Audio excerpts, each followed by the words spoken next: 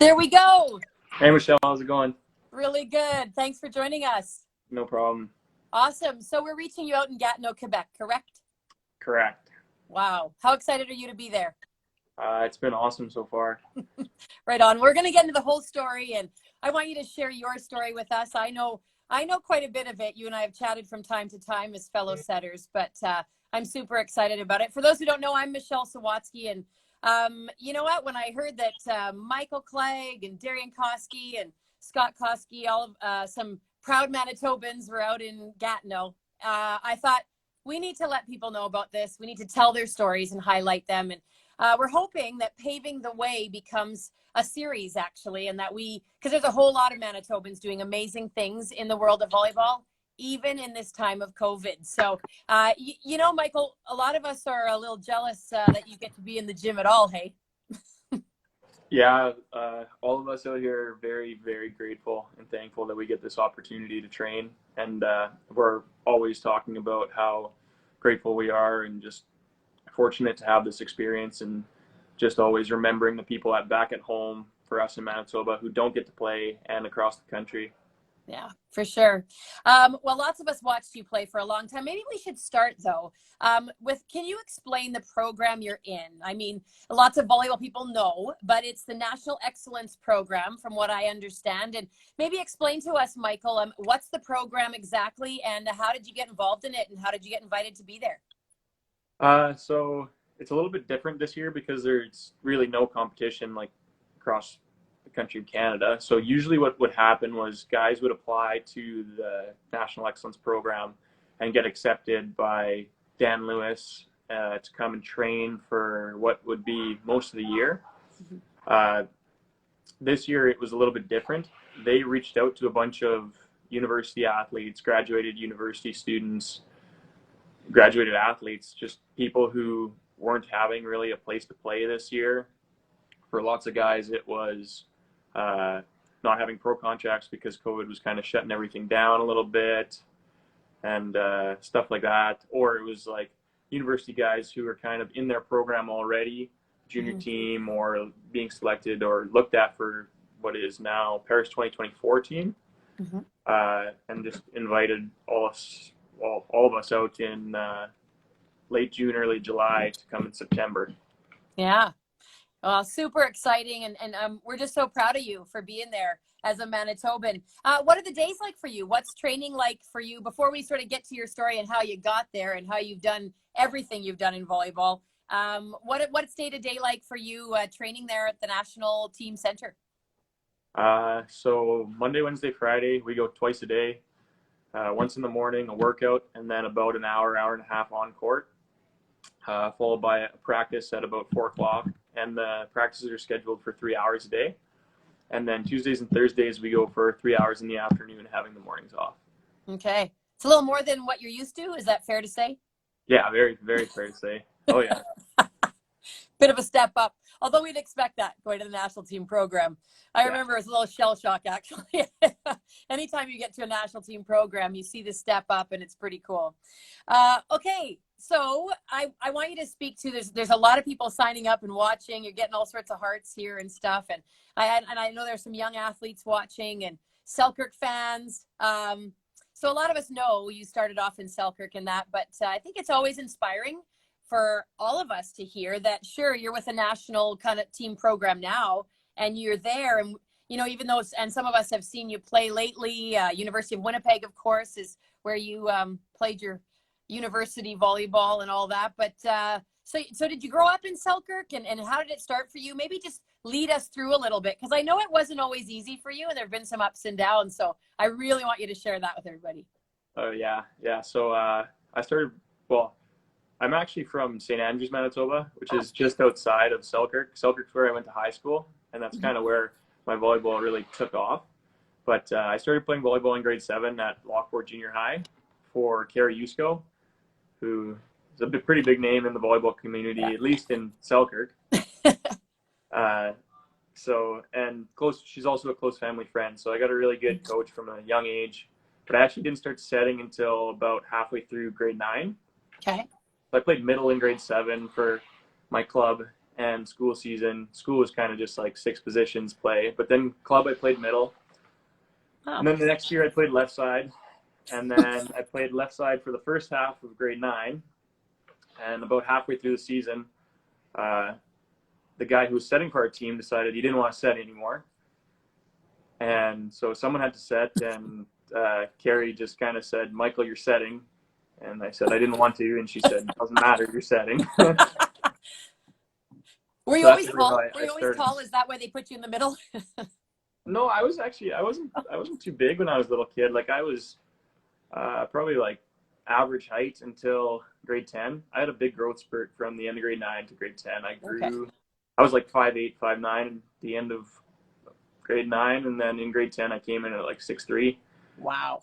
Yeah, so I grew like 7 inches. Is that it? In Something like like that. 3 So months. it's a lot anyway. Yeah. That's when the coach is going, "Oh yes, it Yeah. happened." And so in grade 9, I actually left playing club in town for Selkirk, and I went and played for Mike Stevens at Wesmen Volleyball Club, and that was kind of where my passion for volleyball really started. My first couple years in Selkirk, I was kind of frustrated. I didn't get to play too much, and I didn't really know if volleyball was for me. I was playing lots of other sports, like I was playing competitive hockey and basketball, so I wasn't really too sure what I actually wanted to do.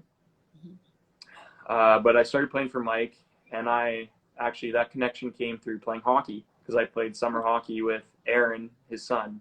Okay. Yeah, so that was kind of how that all started. My first year at Windman was a huge learning curve for me. Like I was pretty bad at volleyball at the time. Like I didn't really know what I was doing, didn't have any strategy the way I said or anything. And getting to play for Mike, and Lindsay Habib was also helping out at the time with our team. Got to meet a lot of new people, made a lot of great connections with that club, and learned just a lot about volleyball.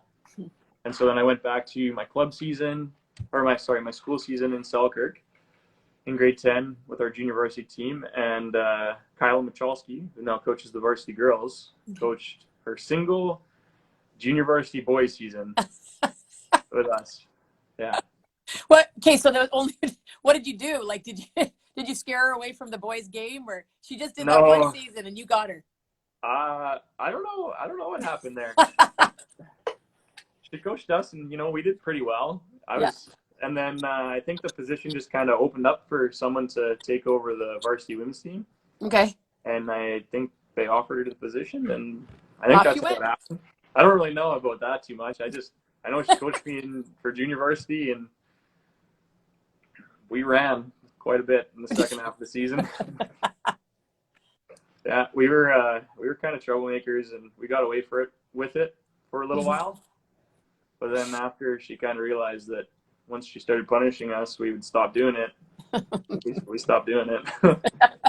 But I think that's almost doesn't happen enough in today's volleyball.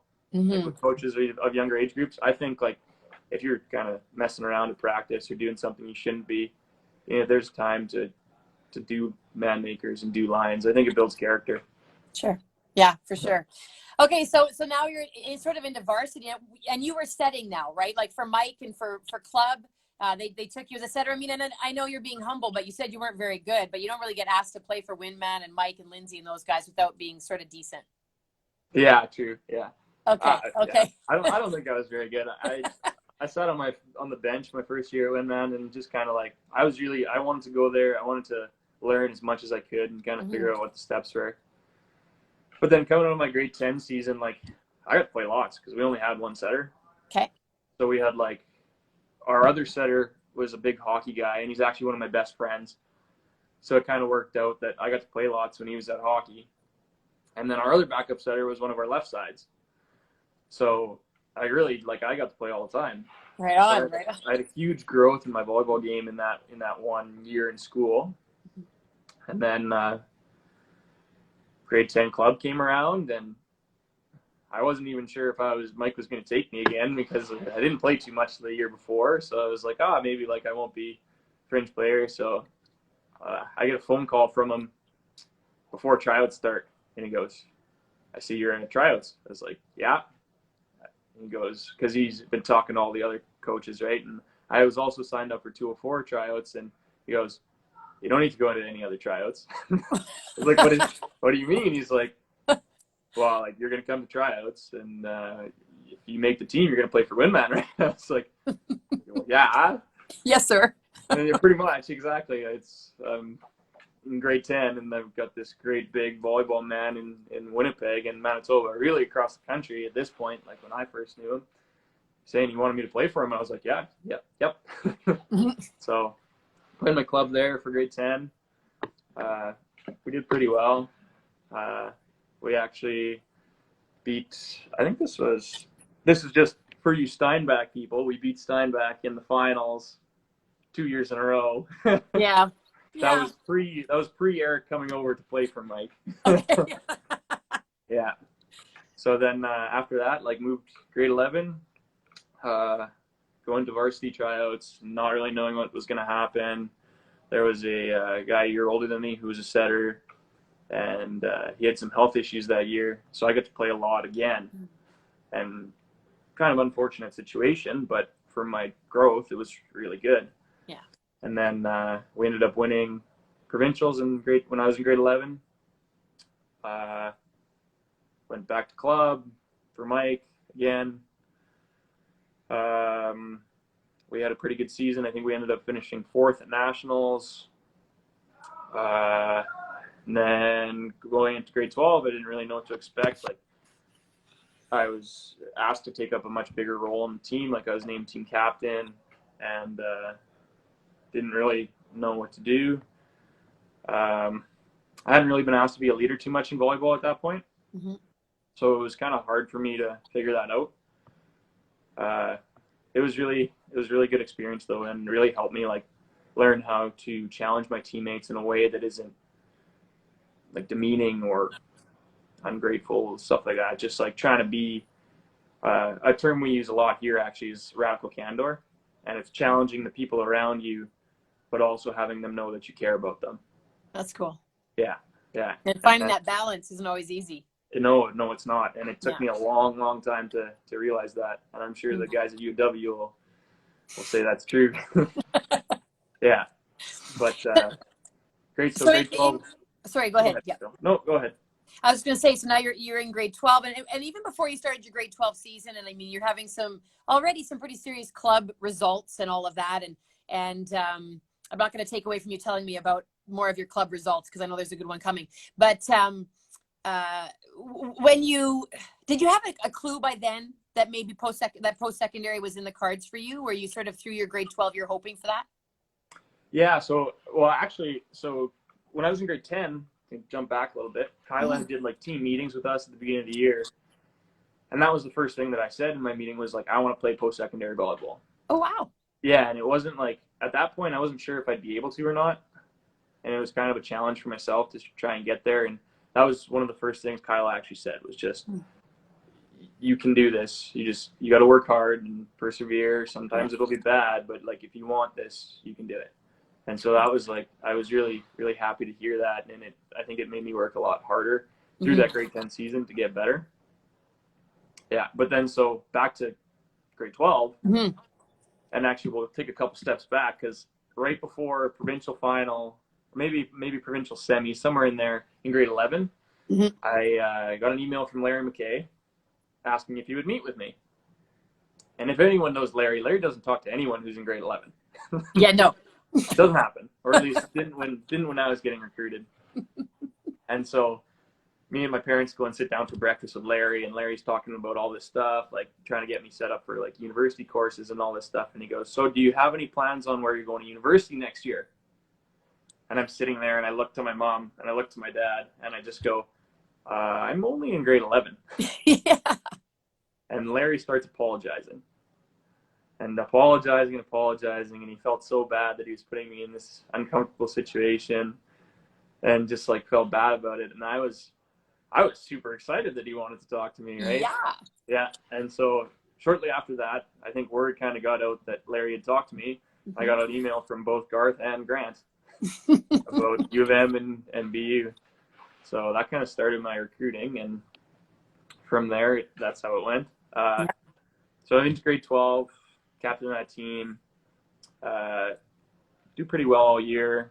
It's us against Steinbach again, because that's Eric and the T-Tarts and Jake Llewellyn and all those guys, Kyle Martins, just battling it out all year. And we ended up losing in the provincial final in the fourth set to a very, very good Steinbach team. I'll give them that. That's very good. Yeah, very good.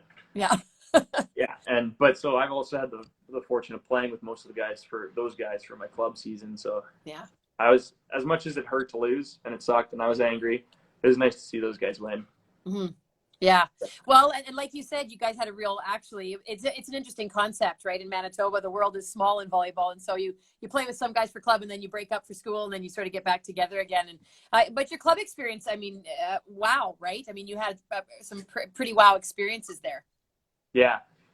So now, to move on with it, now into my 18U club season, I got to play with what was me, Eric Lepke, Bryce Edwards, Jake Llewellyn, Seth Friesen, like lots of guys who went on to play post-secondary, Keegan and Bronson T-Tart, lots of guys, Dallin Hordick, like so many people that I could name off that have helped me grow through my volleyball career and just as a person. And it was really, really lucky. Like Eric went on to be Player of the Year. He's over playing in Italy now, likely on his way to playing with our national team for many, many years. He's an awesome player. And then Seth, like, he's probably the smartest person I've ever met. And if you would have told me to tell him that earlier on, I would never, ever said that to him.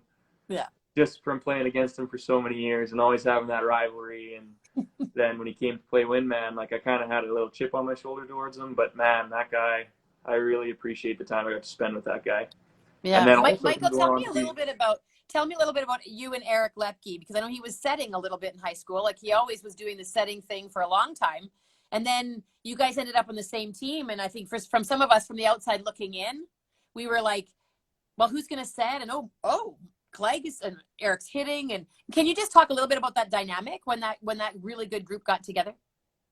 Okay, yeah. So I don't know how many people know this, and I don't know if it's supposed to be public knowledge or not, but when Mike was recruiting those guys, he straight up told Eric he wasn't going to set. Oh, really? Oh yeah, from what I know about it, it was that I was going to set and Eric was going to hit, and then Eric would be the backup setter if need be. Okay. Yeah. So when I played with Eric, he always played right side. Okay. And so it worked out well for us, because if we got into a situation where I had to take first ball on defense or free ball against me, I just gave the ball to Eric in front row, and then he could run a full offense. Mm-hmm. So it worked out really, really well for us. That's cool. And looking at what you guys are both doing now was probably a good call back then. Yeah. Okay. We'll give Mike props for that. Okay. Oh, Maybe yeah. He knew what he was talking about. Oh, yeah. Okay. But talk a little bit about that club season before we go into your university time. So that club year, we had a pretty good year. We lost, I think it was 3 sets of volleyball all year and 1 game. Yeah. And I know there's going to be lots of guys in this chat or who see this who are going to think it's not hilarious, but pretty interesting. We lost our only match all year to the junior Bisons team. Okay. Yeah, and those guys had it out for us all year. I believe it. Yeah, and I got to play with lots of those guys, like provincial team and stuff like that. So, and like you said, volleyball community is really small, and once you get to 18U, there's not too many 18U boys teams. No. We had a pretty good rivalry with those guys all year.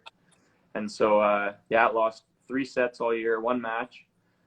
Went to nationals, and it was kind of like just when we were 17U, we went to nationals like with a hope to win.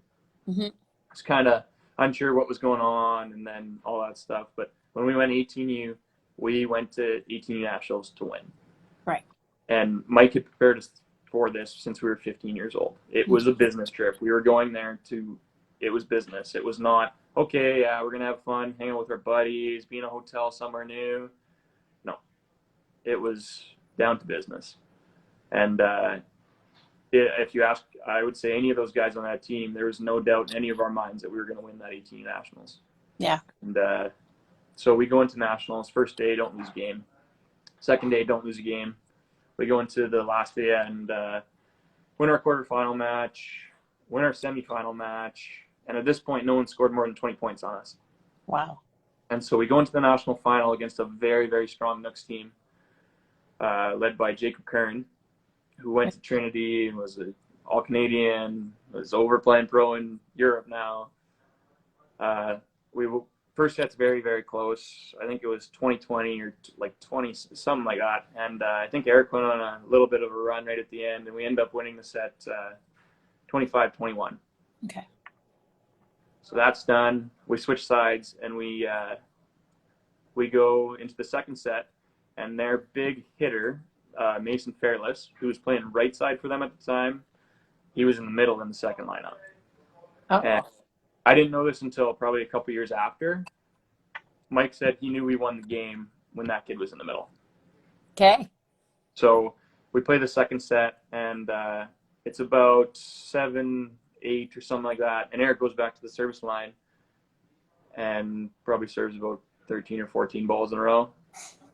And so the second set of that game ends with me getting a block to end national final 25-10.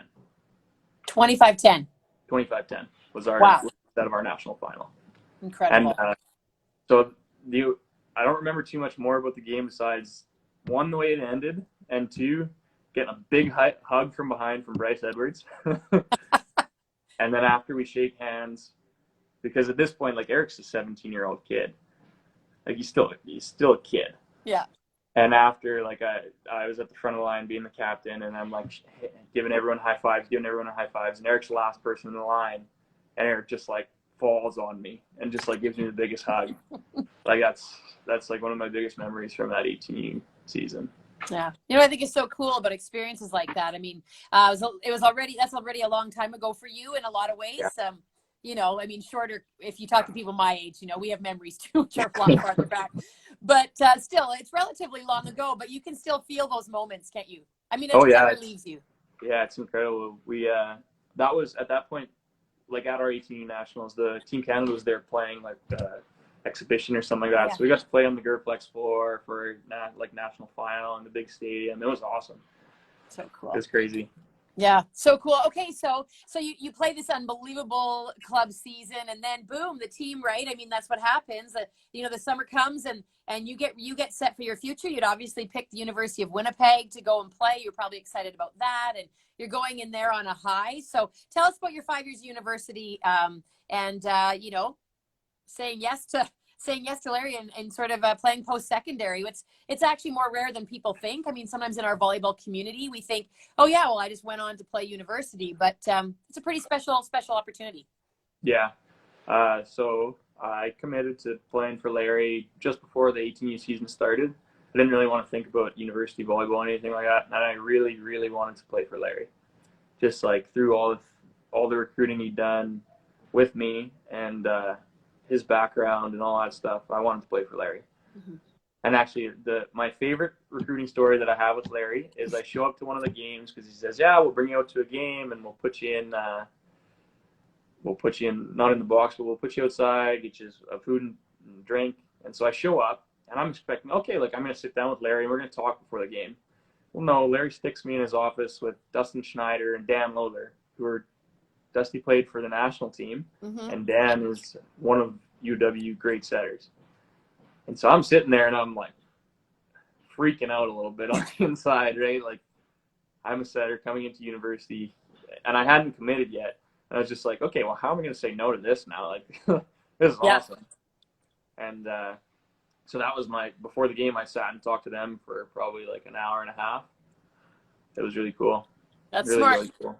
Smart move by a coach. Just put him in a room with two of my best players. It's all good. Yeah, it was awesome. So the 5 years begin. Boom.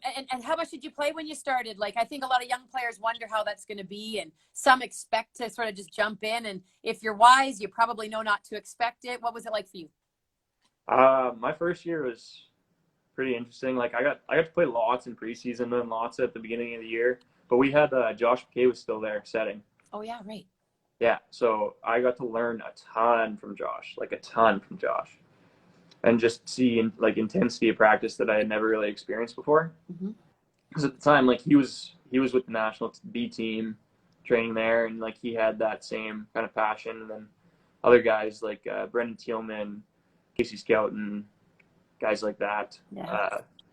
But well, Casey's still with the national team and playing pro in Europe. And I like to try and keep in contact with him. Just touch base. Casey had a big influence on kind of where I decided, or when I decided I wanted to try and to pursue volleyball even more than just like university, like to buckle down and test myself really on how good I could actually be at the game. Mm-hmm. And I like to think I'm still trying to find that top end. Wow, that's exciting.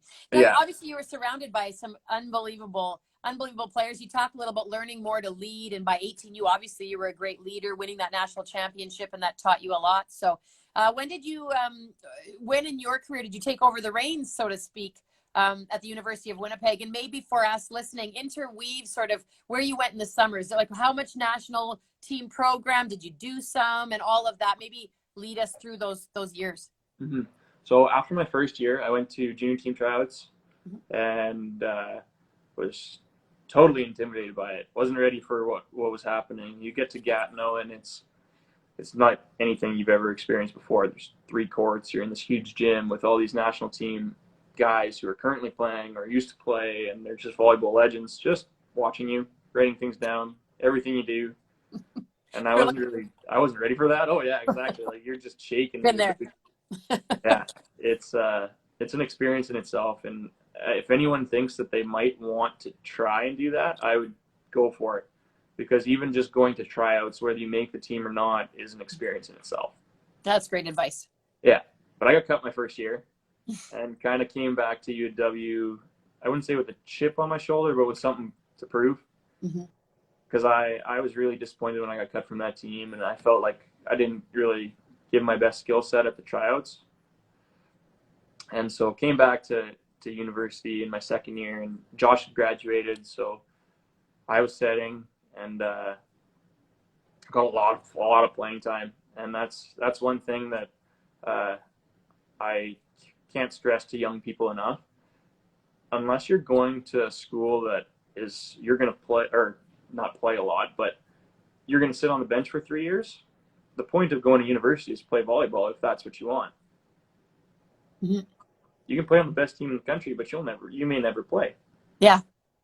So you got to find something that works for you, something in between this is awesome and great volleyball, and you know what, I'm actually going to get a chance to see the floor and experience what it's like to play in a university volleyball game. Yeah, and really contribute, right?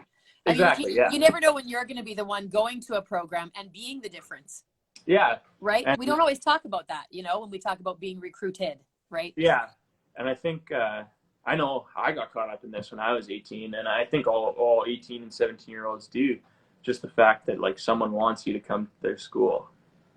Yeah. And the sad thing about it is it's not always in your best interest. Mm-hmm. Like, people recruit you for university, and they want you to be there, but it's not necessarily always going to work out for you. Right. Yeah. So that's a tough thing to kind of come to terms with for lots of young kids. And even even me now, like thinking back to it, and it's like, well, like, why didn't I get recruited by these guys, or why didn't I go somewhere else? Looking back at it, I have no regrets about going to UW. I'm so thankful that I got to play for Larry and I got to play for the University of Winnipeg. I'm very proud to be Wesmen alumni. Very, very proud. Yeah. But it's so just, that first. Oh, sorry. Go ahead. It's always kind of one of those things that, especially when you're like in your first couple of years, you're just unsure of like how you fit in and where you are, and basically you're a 17-year-old or 18-year-old playing with men. Like you're playing against men. Yeah. So it's intimidating, really, in that first couple of years.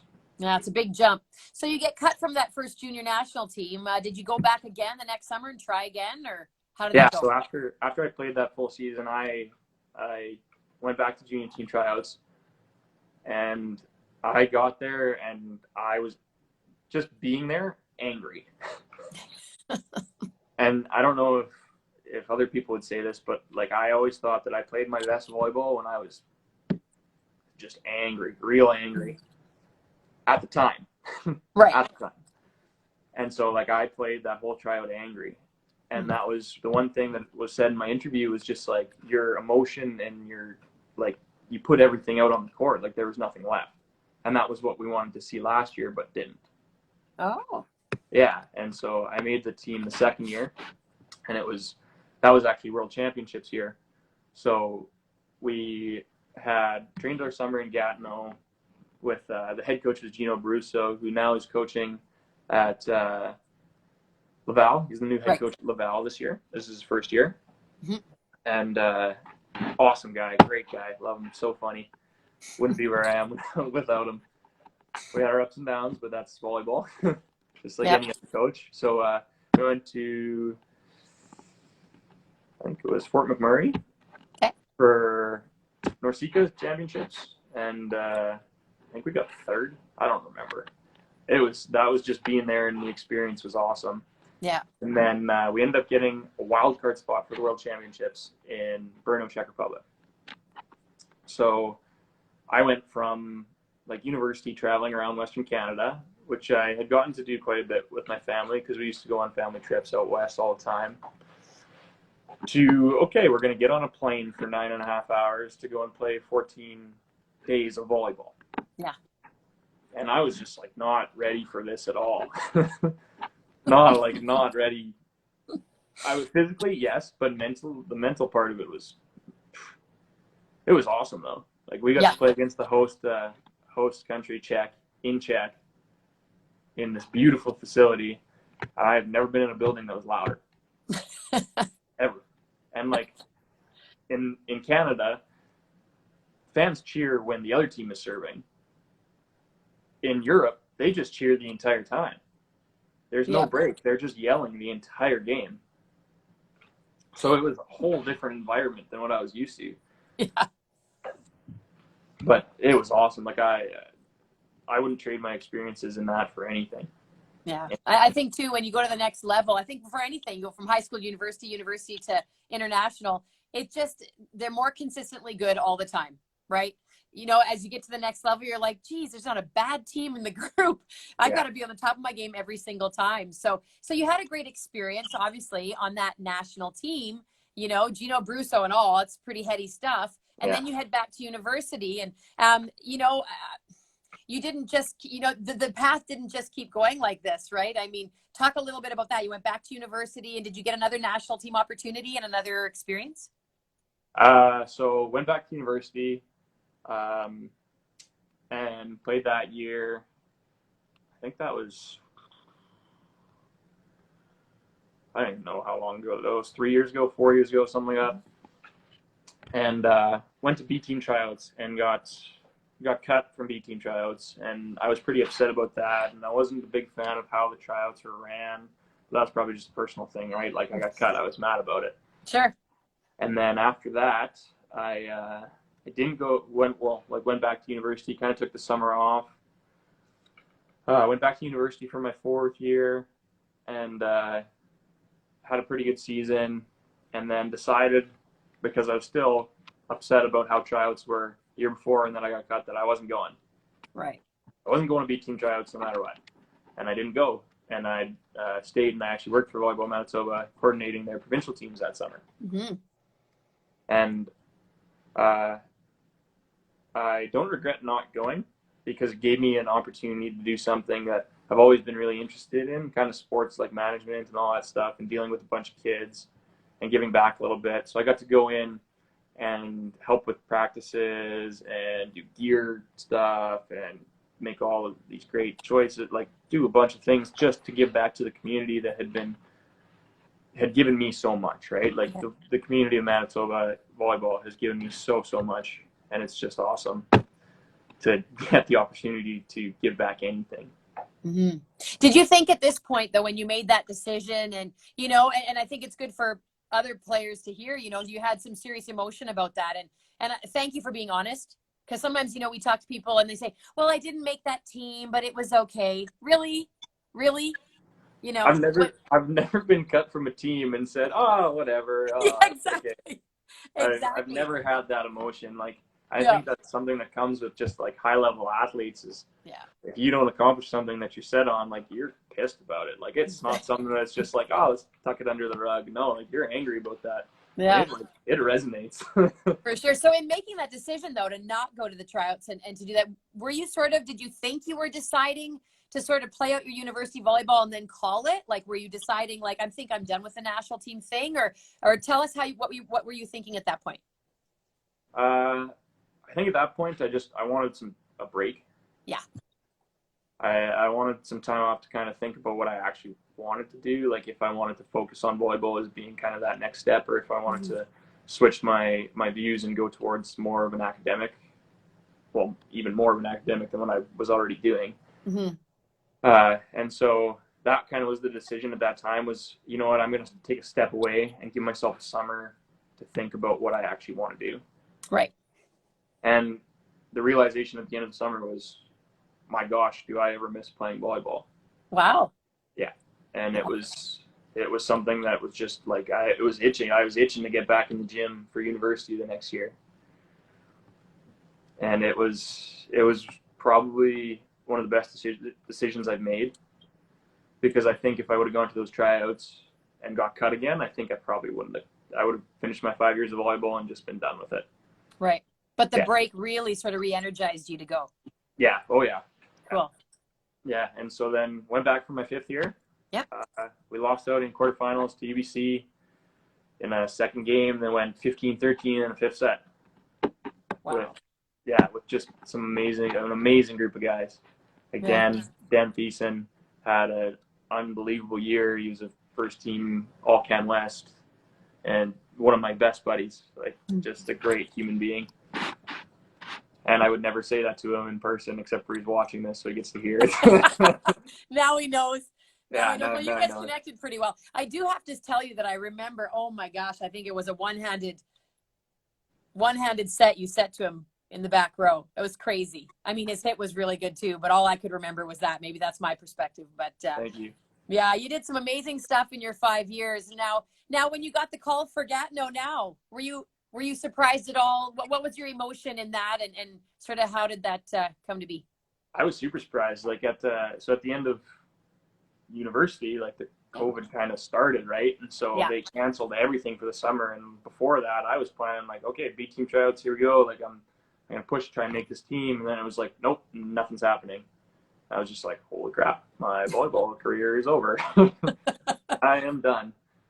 And then like got in contact with an agent a couple months prior to that, and once COVID started, he basically said, he's like, it's going to be pretty tough. Like they're making pay cuts. They're trying to keep guys just from local and do stuff like that.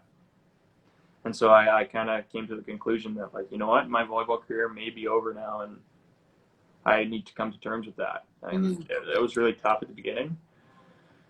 And then as the summer went on, it was kind of just like, well, there's nothing I can do about it now. So yeah, it was good while it lasted. And then I was actually at my girlfriend's cabin in the White Shell on just like a Saturday night. And I get a text from Dan Lewis. He goes, hey, Michael, like it's Dan Lewis. Do you have time for a phone call? And I'm like, what the heck is going on here? So I get a call from Dan. He goes, yeah, we're restarting, because originally they planned on canceling the NEP for this year. Like it wasn't going to run this year. And he goes, yeah, we're going to restart the National Excellence Program. And we've got a few guys on our list, and you're one of them, and we want to know if you can come. And I'm like, oh my gosh, like I might get a chance to play again. Yeah. But this time I'd already like come to terms that I was done playing. So it's like, okay, now I gotta actually like sit down and make this decision on what I want to do. And I walk into the cabin, and my girlfriend's sitting there, and she goes, you're going to Gatineau. I'm like, what? And she goes, you're going to Gatineau. I'm like, I don't know what I'm going to do yet. I'm not sure. And she goes, no, I could tell as soon as you walked in that door that you're going to Gatineau. You're going to play volleyball again. And I just go, I don't know. We'll see. Yeah. And I get up the next morning, and I roll over, and I go, would you be mad at me if I go to Gatineau? She's no, fully supportive, and she's been nothing but supportive, which has been awesome for me. Yeah, you need those people in your life for sure. So you get the call, and you know you're going. I just think it's amazing. Michael, I love your story, because it wasn't just like, yeah, I played this B team and this B team, and then they asked me on the senior national team, and then I just went. It was some interesting decisions on your part, some tough decisions in terms of taking that break and all that, and you weren't always picked. I think that's important for kids to hear, and for all of us to hear. It's not always going to be perfect, but now that you're in Gatineau, what do you think the qualities in you? What do you think the qualities in you are now that have you there? Why do you think Dan made that call to you? And what do you think it is that's sort of carrying you as you're there training at that level and that you belong there? Oh. I'd like to think it's hard work. Yeah. Hard work, perseverance, maybe a little bit of a leadership thing. Mm-hmm. But like, I think one of the biggest things is like, once you set your mind to something, like never giving up and like working really, really hard to get to where you are or get to where you want to be. Not necessarily where you are, because if you may never, realistically, you may never get to where you want to be. Like there's goals that you have that may never get reached, but if you don't try, you'll never know. Right. And I think hard work is one of probably the biggest reasons that I'm here today. Yeah. And I would tell that to any kid who wants to hear either my story or what I think is like a really important part of any sport, not necessarily just volleyball, anything you want to do, even away from sports, right. School, anything, a job. If you work hard, people will notice that. People Yeah. will notice that you're putting the extra effort in. Yeah. Yeah. So cool. What do you hope the future is for you? Do you look that far, or do you just sort of do every day and then we'll see, or how do you feel? How do you envision that? A little bit of combination of both. Yeah. I mean, like, for goal wise, I'd love to play professional volleyball. I think it'd be a great experience and something that I could bring back to any job I had afterwards. That's just leadership qualities, working in a team, anything like that. I'd love to play for our national team. I think that would be one of the biggest honors anyone could ever ask for. And not necessarily the fact that I get to have my name on the back of a jersey, but the fact that I get to have that Canada logo on the front. Yeah. And get to compete not just for the guys on my team, but for a nation. I think that would be an excellent, excellent experience, and I'd love to do that. But to go to the other side of it, I also like don't try not to think about that too much, because I think that would throw off kind of how I train. Mm-hmm. Yeah, it's always in the back of my mind, but I also try not to let it control me, because I think if I focus too much on that, I think everything else will kind of self-implode on itself. Right. Yeah. Yeah, you got to keep your eye on the everyday for sure. One of the main reasons I thought it was super important to do this today, Michael, and to sort of just hopefully do this longer and talk to all the amazing people. I know there are some other Manitobans there with you, and Darian Koski's out there. I know Scott's out there, at least is for a little bit. And I just think it's really important that we understand, and you're living proof that it doesn't matter where you're from. Things are possible for you, right? And I mean, you're a bit of an ambassador. I mean, I think every Manitoban that gets to a national team level in any respect. So that must be exciting for you to say, yep, I went to University of Winnipeg. I'm from St. Andrews. I know that now. I know why that's important, right? A lot of people think, small town people are from different places. So it's good you made that clear. But it must be pretty exciting for you, maybe to be in the shoes that you're in now, to sort of say, you know what? It's possible. Yeah, I'm super fortunate to have this experience and opportunity. And when I found out that Darian and Scott were coming, I was ecstatic. Yeah. I've gotten to play against Darian and play with him a little bit in scrimmages, and I think it's awesome for him to get this opportunity and experience as well. And Scott, I worked for Scott. Scott was my boss. So, right. So now to have him as a coach is a whole nother experience. And I was the only Manitoba guy here before, so yeah. I was just ecstatic to have more Manitoba guys come out and get to experience this with me and bring that knowledge back to Volleyball Manitoba and just Manitoba as a province.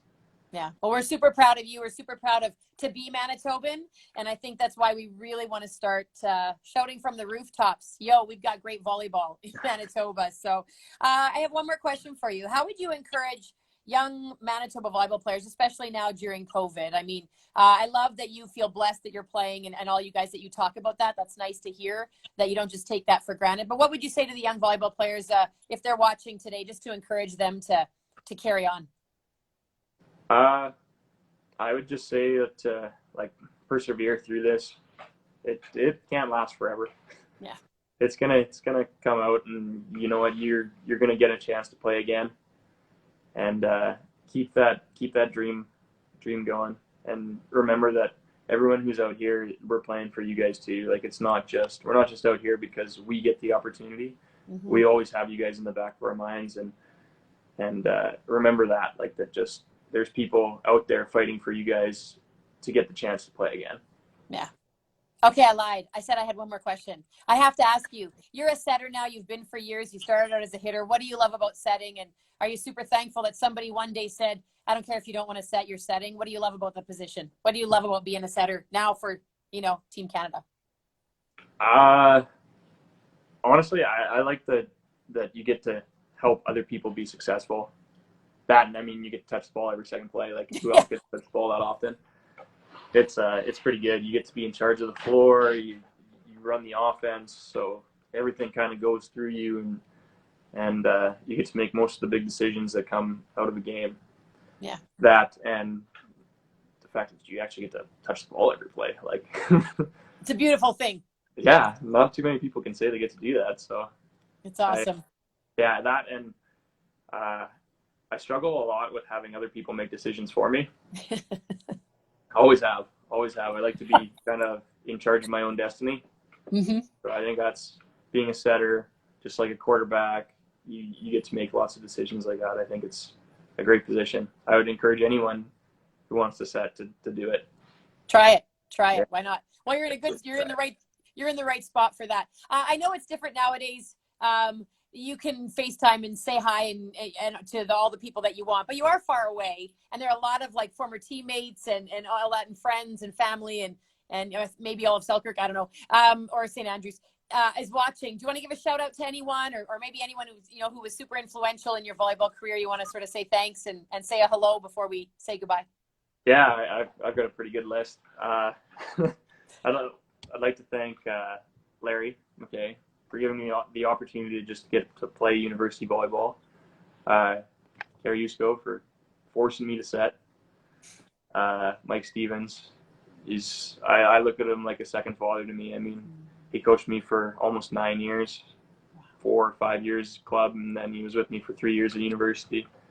I got a lot of respect for that man. I hope he's listening tonight. I think he is. Yeah, my girlfriend and her family, they've been nothing but supportive and always interested in what I'm doing. The Boutons, thank you guys. My parents for always supporting me in what I do. Can't forget the Wesmen boys. Old and new. I got to play with lots of you guys, and you guys always supported me and always had my back. Also, like the guys who are here, and pretty much everyone who's helped me along my way. Yeah. Awesome. Yeah. Mikael Clegg, I've been a fan for years, and I remember when you got cut from that B team and how upset I was, although I had no pull. But I figured I had a little bit of a clue on the setting front, and I was beyond thrilled to hear that you were in Gatineau, and I thought, they got it right. So I'm so happy that you're there. I'm glad we got to highlight you today.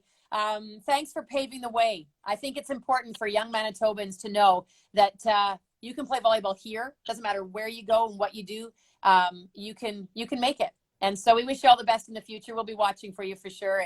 And man, we want to watch more volleyball when this COVID thing allows us to. So have a great day tomorrow. I don't know how hard the training is for you, or if you have the day off, I'm not sure. But when you get on the court again, enjoy it for the rest of us. And are you still wearing Jordan 1s? I was told to ask you that. No. I'm sure your husband will be upset to hear that I do not wear my Jordan 1s on the court anymore. They are my everyday shoes. Oh, there you go. Well, that's good. That's good. They're still a part of you. I was only doing it for my 5th year. Awesome. Well, look good. And Mikael Clegg, thanks again for joining us. And thanks all of you for joining and being with us. We're going to try to have Darian Koski on soon with us to hear about his experience and his story, and just to celebrate the fact that he's a Manitoban out there. And we're going to be getting a whole bunch of other Manitobans, hopefully from around the world, that are doing great things on Paving the Way. Thanks to Adam DeJonquier, if I'm saying that right, staff now with Volleyball Manitoba, for helping me do this and helping it happen. And we're proud. We're proud to be Manitoban. And Mikael Clegg, we're proud of you. So thanks for joining us. Thank you, Michelle, for putting this on. You bet. Bye. Bye.